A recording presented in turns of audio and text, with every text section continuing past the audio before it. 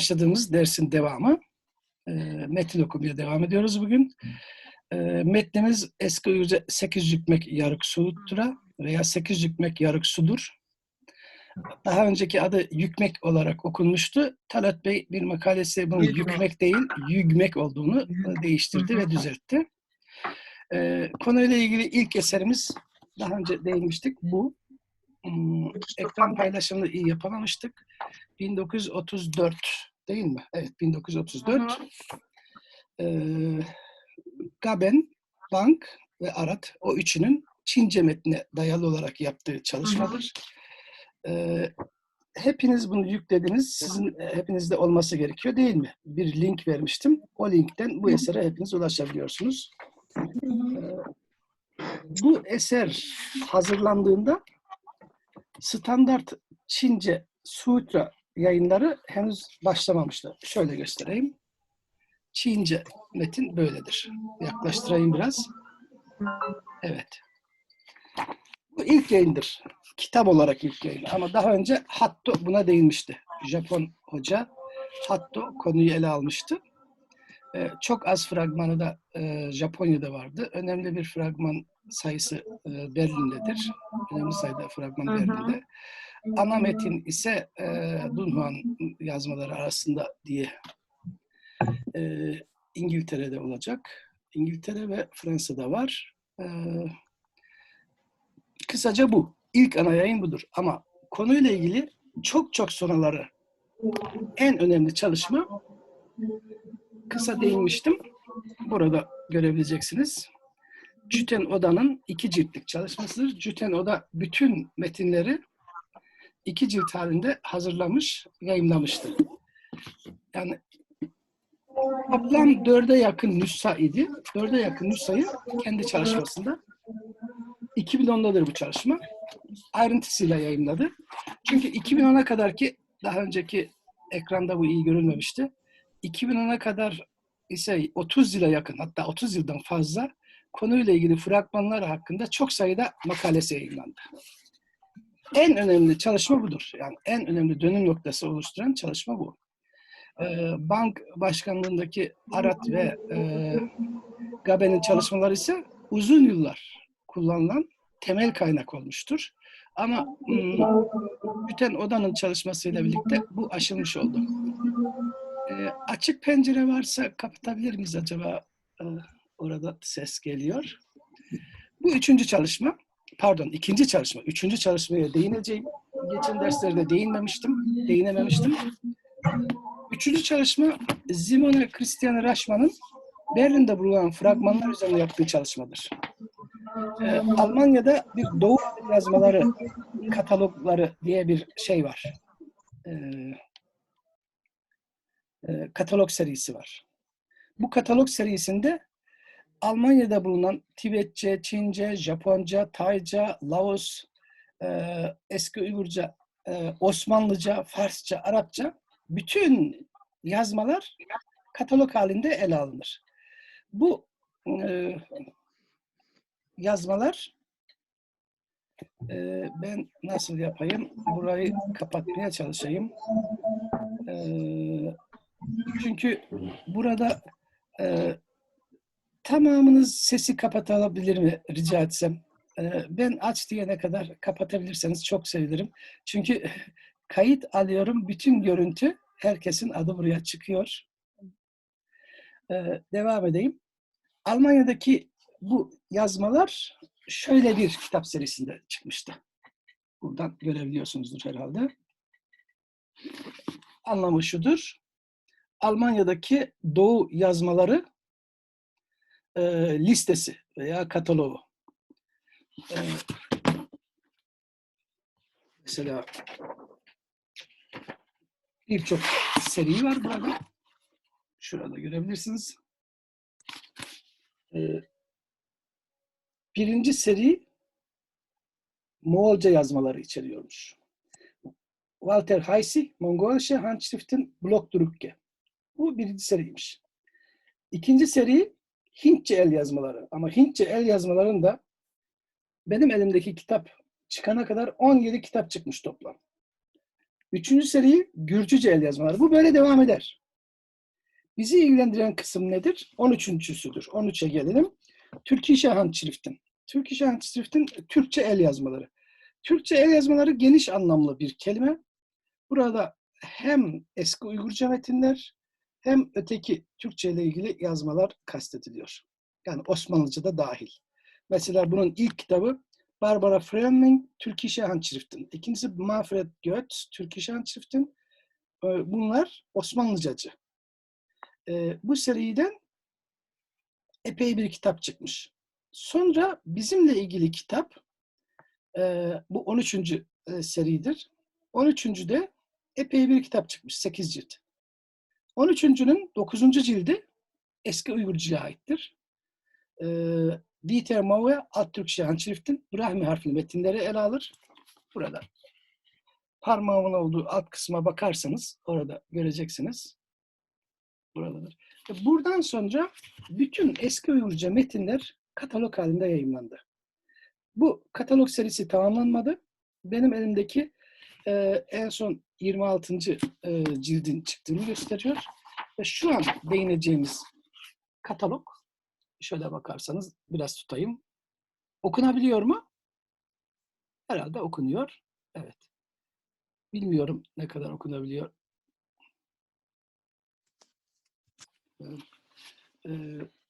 Eski Türkçe el yazmaları 18. cilt,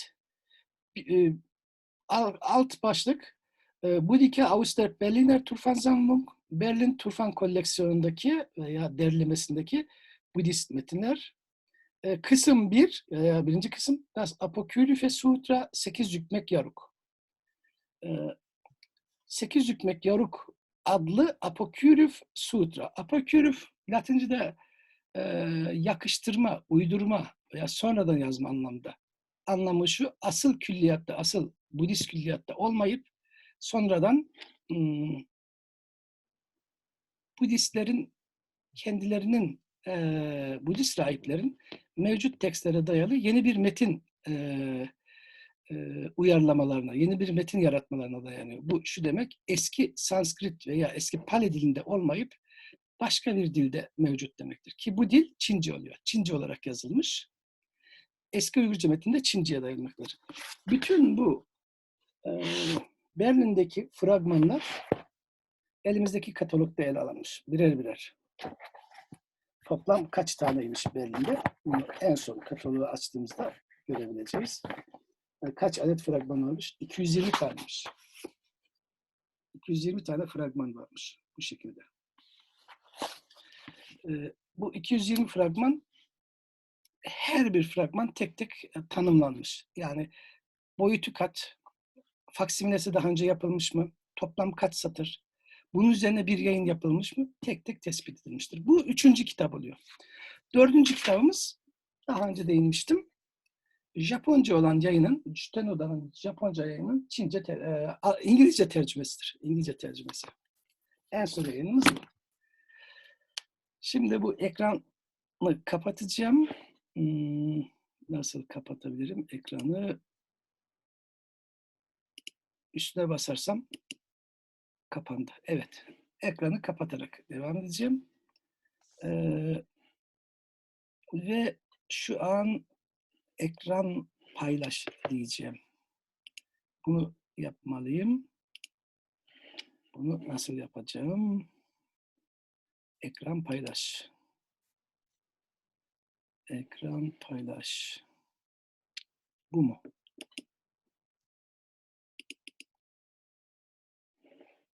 Ekran paylaşımı var mı? Ben bir taraftan da... Tamam. Ekran görebiliyorsunuz. Bu güzel. Ekran paylaşımı varsa bu güzel. İşleyeceğimiz satır, bugünkü dersin ilgili satırı buradan başlıyor.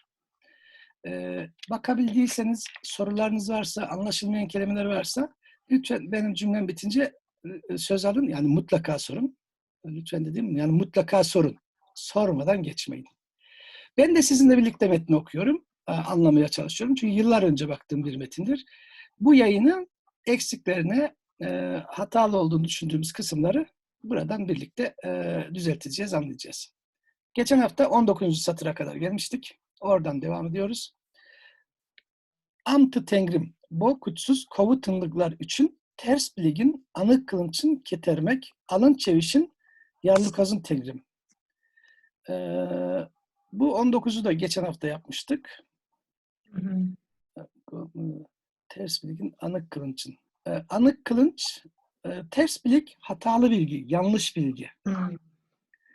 Anık kılınç, ben sordukça söyleyebilirseniz sevinirim. Ben şuradan isimlerinizi tekrar açıp görmeye çalışayım. Görebiliyor muyum? Evet. Aslı Nur, sen söyleyebilir misin anık kılınç ne demektir? Hocam, anık kılınç ikileme olarak günah anlamına geldiğini buldum ben. İkileme değil. Bir bütün terim. İkileme değil, bir ibare. Burada ikileme değil. Birbirinden farklı iki ayrı kelime var. Anık kelimesini peki Dilara sen söyleyebilir misin? Anık ne demek? Hocam kötü anlamında anık. Anık. Kötü. Başka versiyonları var mı anık kelimesinin? Ayık var. N-Y değişimleri var hocam. Doğru. Hangisi daha yaygın? Anık mı, ayık mı? Hocam tabii kullanılan şeye göre değişiyor. Şimdi bir N'yi kullananlar da ikiye ayrılıyor diyor hocam N ve Evet. Y olarak. Evet. Tam olarak Bu kesin bir işimizin şey söyleyemeyeceğim. başındayız. Ayıktır herhalde. Evet. Yaygın biçim ayık. Eski Uygurca metinlerin büyük çoğunluğu, şöyle söyleyelim, Budist metinlerin tamamına yakını ayık şeklindedir. Mani metinlerinin tamamına yakını anıg şeklindedir. Ama bu şu demek değil. Maniheistler anık telaffuz etmiş veya yazmış. Budistler ayık yazmış. Bunun kesin söylemek güç olur. Çünkü bu ikisinin arasında bir ses olsa gerek bu. Yazıtlarda bunun için özel bir harf vardı. Niye diye bir harf vardı. İç içe geçmiş tersine bir C. Ters C harfini alt alta koyun. Bu niye diye konurdu ve eski bilgilere göre şöyle söylenirdi. Orhon Türkçesinden Uygur Türkçesine geçişte N, Y sesleri ikiye ayrılır. N ve D, Y dilekte olur. N, Mani, Y Uygur denir. Y Budist denir. Bu tam doğru değil. Böyle bir şey söz konusu değil. Tam bunu söylemek için çok cesur olmak ve o döneme gidip dinlemiş olmak gerek. Harf her zaman birebir sesi göstermez. Size şöyle hatırlatayım. Arap yazısındaki kef harfi bildiğiniz gibi duruma göre birden fazla sesi gösterir. Duruma göre G olur, duruma göre K olur, duruma göre N değil mi? Hatta bugüne geldiğimizde V'ye dönüşmüş olan bile vardır. Örnek versem, kökürçgün gibi bir kelimeyi bugün güvercin diye okumak zorundayız. 18-19. yüzyıl Osmanlıca metninde güvercin. Ama orada kökürçgün yazar. Dolayısıyla runik yazıdan Uygur yazısına geçişte veya Mani yazısına geçişte niye sesini nasıl karşılayacaklarını düşünmüş olmalılar tahminim. Bu konuda hocam Röhrbo'nun güzel bir yazısı var. Onu da Türkçe'ye tercüme ettik, yayınladık. Türk Dilleri Araştırmalarında var. Orada bulup okuyabilirsiniz. Bu harfi, bu sesi hangi harfle karşılayacaklarını düşünmüş olmalılar ve kimisi Y ile karşılamış, kimisi N ile. Tam kesin bir şey söylemek çok zor. Ama Arap harfli metinlerde bu ses net olarak Y şeklinde görülür. Es-Türkçe'de niye olduğu düşünülen ki bazı kelimeler var ki niyeli şekli karşımıza çıkmaz. Neler vardır yazıtlarda? Kıtan. Sonraki dönemlerde bu kıtay şeklinde çıkar. Hala bugün Kazakça'da veya Tatarcadan geçtiğini düşündüğümüz Rusça'da, Çin için Rusça'da bugün Kitay denir. Hala Kitay. Çünkü eski dönem Türkler Çin'e, İslami dönemde Türkler Kıtay ya da Hıtay diyorlardı. İslamiyet'ten önce ise Tavgaç diyorlardı. Türklerin Çin'e Kıtay demesinin nedeni ise Çin'in kuzeydoğusunda Kidan veya Çidan, bugünkü Pinyin yazımıyla Çidan hanedanından kaynaklanıyor. Moğol kökenli bir hanedanıydı bu. Ve bunun Es-Türk yazısında yazımı Kıtan şeklindeydi. Sonunda bir niye harfi var idi. Ya da buna benzer neler vardır? Yanmak vardır eski Uygurca. Ya çigan vardır. Çigan. Çigan yoksul demektir. Eski Uygurca metinlerde bu çigan, Budist metinlerde sistemli olarak çigay şeklinde görülür. Yani sonunda Y vardır. Bunu bugün Kazakça'da sadece anlatılarda vardır, ertegilerde vardır. Şigay şeklinde görülür. Yani sonunda Y görülür. İslami dönem metinlerde bu Eski Türkçe'nin niye sesi Y şeklinde görülür. Ama öbür taraftan yazıtlarda görmesek de niye sesiyle yazılmış olması gereken başlangıcında kön kelimesi vardır. Kön. Yakmak demektir. Bugün çoğu Türk dilinde köymek şeklinde vardır. Köymek, köydürmek, köydürmek yakmak daha doğrusu. Eski Osmanlıca'da, Anadolu'da ve bugün Anadolu ağzında göğünmek şeklinde hali vardır. Göğünmek bugün mecazi anlamda, üzülmek, içi yanmak anlamında kullanılır. Bu kadar uzun anlatmamın sebebi eskiden tek ses imiş, sonra ikiye ayrılmış. Divan-ı Lügatürk'te buna çok net değinilir. Mahmud el-Kaşgari bu sesten türeyen kelimelere gelince şunu belirtir. Türkler koyun kelimesine, Arapça ganem, koyun kelimesine koy der. Ama Argu denen millet, böyle Argular kon der, kon. Yani Türkler koy derken Argular kon dermiş. Gerçekten de yazıtlarda kon yazılan kelime belirli bir dönemden sonra bütün Türk dillerinde koy şeklinde koy veya koyun şeklinde yaygınlaşmıştır. Ki Oğuz Türkçesinde bu niye YN şeklinde dönüşmüş. Y'si ve N'si Oğuz Türkçesinde hala yaşar. Koyun kelimesinin Y ve N içermesinin sebebi budur. Öteki Türk dillerinde çoğunlukta Y olurken, Argo dilinde N olurken, Oğuzların dilinde YN olmuş. Ses ikiye bölünmüş, parçalanmış. Ses nasıl ikiye parçalanır? Seslerde renkler gibi. Çift sesten oluşan sesler vardır. İşte niye bu tür bir ses olmalı? Mesela Tun Yukuk'un adı bununla yazılır. Oysa Tun Yukuk'un Tun ve Yukuk veya Yokuk tam bilmiyoruz. İki kelimeden olduğunu düşünüyoruz. İki kelimeden ibaret olduğunu. Kısaca söyleyecek olursam bu Anık Kılınç'taki anık çoğu Uygur metninde ayık kılınç şeklinde geçer. Ayık kötü, fena anlamdadır. Ama kelimenin fiil şekli Türkçe'de görülmez. Yazıtlarda da yoktur. Yazıtlarda anyitmak vardır. Anyitmak, korkutmak. Anyitmak, korkutmak demektir. Burada ben bakalım beyaz pano kullan diye bir seçenek vardı. Bunu bulabilirsem bunu tamam. Buradan kullanabileceğim galiba. Text var. Evet. Buraya da yazabilirim. Bunun rengini değiştireyim. Kırmızı yapayım. Tamam. Okuyabiliyorsunuz değil mi? Evet hocam. Evet hocam. Yazıtlarda anyitmak şeklinde. Korkutmak demek. Bu runik harfli yazıtlarda. Uygurca metinlerde ise burada gördüğümüz gibi anık veya ayı vardır. Buraya baktığımızda çok rahat anlaşılıyor. Demek ki yazıtlarda niye şeklinde olan kelime Uygur metinlerde anlık veya ayık şeklindeymiş. Bu birinci bilgimiz. İkinci bilgimiz sondaki G belli ki fiilden isim yapan bir ek. Runik harfli metinlerdeki T ise fiilden fiil yapan ettirgenlik eki. Korkutmak. Ama bu ettirgenlik geçişlilik eki yapıyor demek ki. Geçişlilik yani kauzatif eki ama nesne almayan fiili nesne alır hale getiriyor. Buraya runik yazabiliriz. Buraya Uygur yazabiliriz.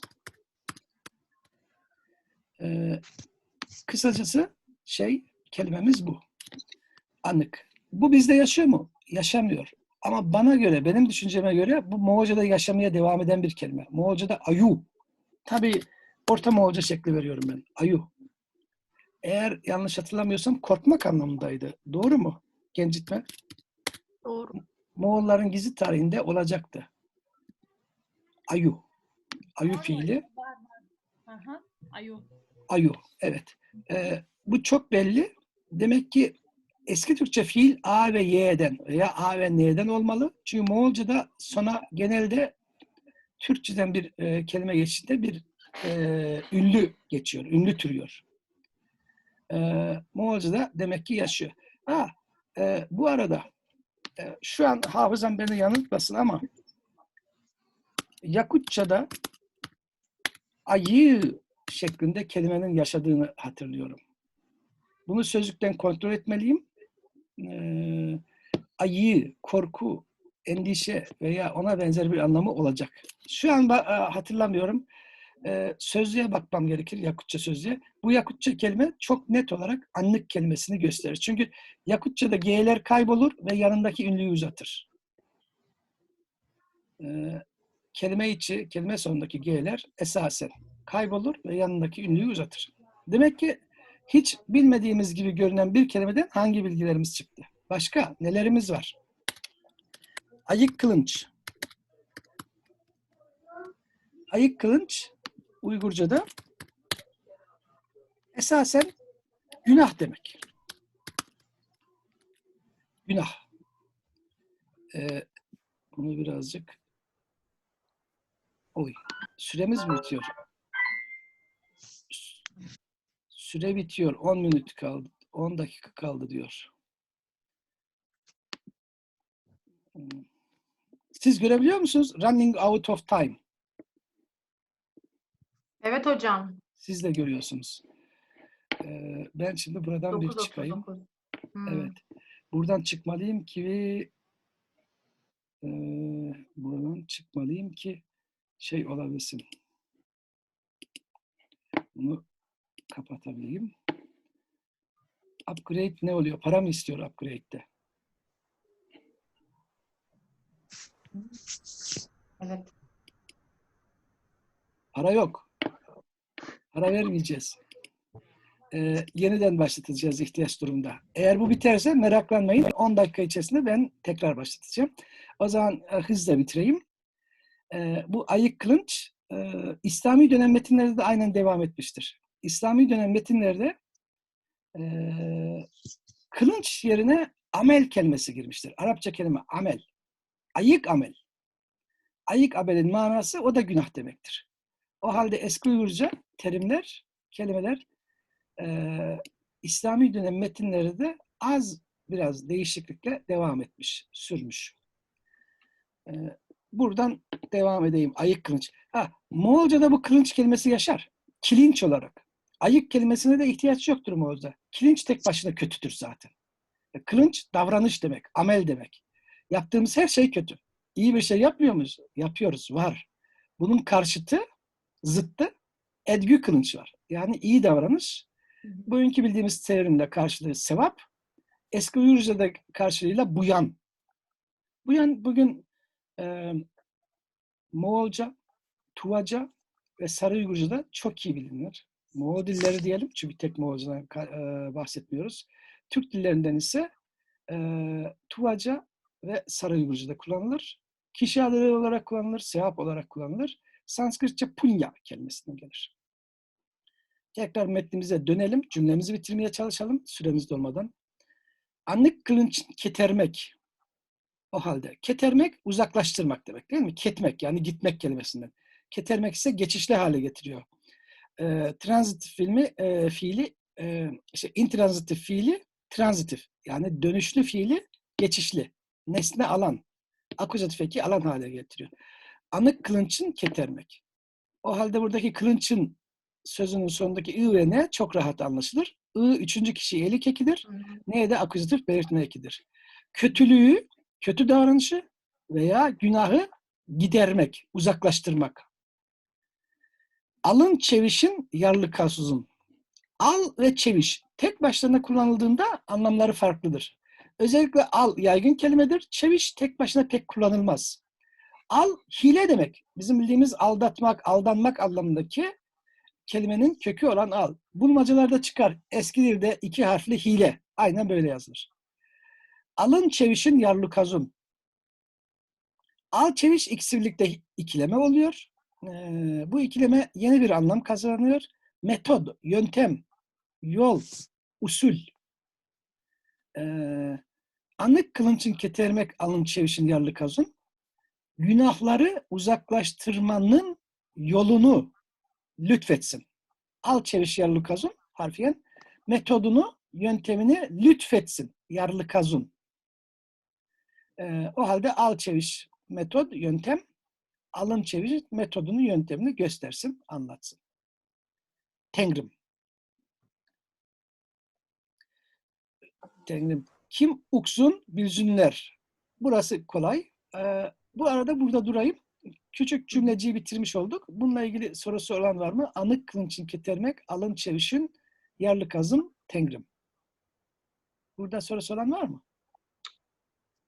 Yok. Yok ise tamam, devam edeyim. Var olan 5 dakikamızı kullanalım. Kim uksun bilzünler bo munçatörlük ağır emgekte kutrulzunlar tengrim. Buraya kadar. Ukmak bugün bizim dilimizde yok ama Orta Asya Türk dillerinde var. Dillerden dillere anlamı değişir. Kimisinde bilmek, anlamak, kimisinde ise işitmek anlamındadır. Mesela Kırgızca'da işitmek demekmiş. Zaten anlamanız için önce işitmeniz lazım. İşitmediyseniz anlamazsınız. Bu klasik Moğolca'da da görülür. Uka şeklindedir. Uka, ukaku. Yazıya göre uka diye okuyoruz tabii ama bugünkü Moğolca'da herhalde ya da uk şeklinde olsa gerek. Öyle mi Gencitme? Bugün uk. Ukmak ve bilmek, anlamak, fark etmek. Anlamak. Evet, anlamak, fark etmek. Bo munça törlük ağır emgekte kutruzunlar. Bo ve munça. Munça bunca. Bugünkü Türkçe bu kadar.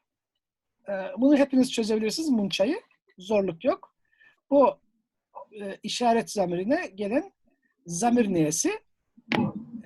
Buradan da çözümü yapabilirim değil mi? Burada zamir neyimiz var? Zamirlerden sonra Altay dillerine özgü uçucu niye ve ekvatif eşitlik ekimiz olan ça. Bunca, bu kadar. Törlük, Brahmi harfli metinlere göre okunan bir şekil. Bugünkü Türk dillerinde türlü, türli ve türlük şekillerinde görülen çeşitli anlamdaki kelimedir. Bana göre bu türlük okunmalı diye düşündüm. Larry Clark da benimle aynı düşüncede, o da bazı notlar yazdı.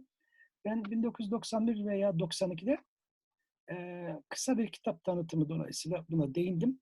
3 ayrı gerekçeyi sıraladım. Türlü okumamız gerektiğini. Gerçekten de bugünkü hiçbir çağdaş Türk dilinde üylü şekil görülmez. Ama Brahmi harfi yazılı metinlerde çoğunluk törlük şeklinde. Uygurca metin yayınlayan hocalarımız bunu tercih ettiler ve 1970'lerden sonra törlük okudular. Bu benim transkripsiyonum değil. Benim transkripsiyonumda ben her daim türlük kullanıyorum. Türlük ağır emgekte kutrulzunlar. Ağır emgek, ikisi birlikte eziyet, büyük sıkıntı. Ağırı biliyoruz, emgek kelimesini de biliyoruz. Hatta bu emgek Kazakça'da bugün çok iyi bilinir, Yaşar değil mi Şınar Hanım? Engbek. Evet, yengbek. Engbek ne demek Şınar Hanım? Yengbek etmek, çalışmak yani. Çalışma, gayret. Evet. Evet. Kazakça'da biliyorsunuz kelimenin başında E ile yazılan kelimeler genelde Y okunabiliyor. Gerçekte Evet. kelime engbek olacak. Engbek, yengbek şeklinde söyleniyorsa bu imlaya dayanıyor. Öyle düşünüyorum. Belki de Y türemesi oldu. Ama normalde olsa Kazakça'da nerede? başta Y olmaz. Kazakça'da Evet. kelime başında Y olmaz. Eğer olsaydı jengbek olacaktı. Bu önceden Evet, türemiş evet. olsaydı. Yengbek. Dolayısıyla yengbek değil de engbek okuyacağız. Yengbek, emekli sizin. Emek, Ondan evet. gibi. Bugünkü Türkçedeki emek. Buradaki tate, bulunma, ayrılma. Yani lokatif, ablatif ekimiz. İşlevini kime soralım? Dilara sen söyle. Emgekte kutrulzunlar. Bu T nedir işlev olarak? Şeydeki kutudaki mi hocam kutrulmak? Hayır. Bak ağır emgekte kutrulzunlar derken T. Lokatif ve Ağır ablatif. sıkıntıdan hocam ayrılma durumu eki işlevinde. Tamam. Sıkıntıdan kurtulsunlar biçiminde. Tamam. Teşekkürler. Evet. Emgekte kutrulzunlar. Kutrulmak ilginç kelimelerimizden birisi. Bizim Türkçemizde kurtulmak R-T ile, bazı metinlerde kutrulmak ama yaygın şekil kutulmak.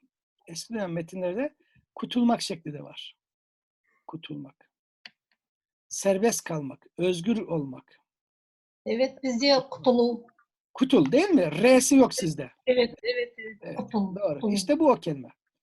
Bunca çeşitli ağır eziyetten kurtulsunlar. Kelimemiz bu. Şimdi bitti. Bitiyor.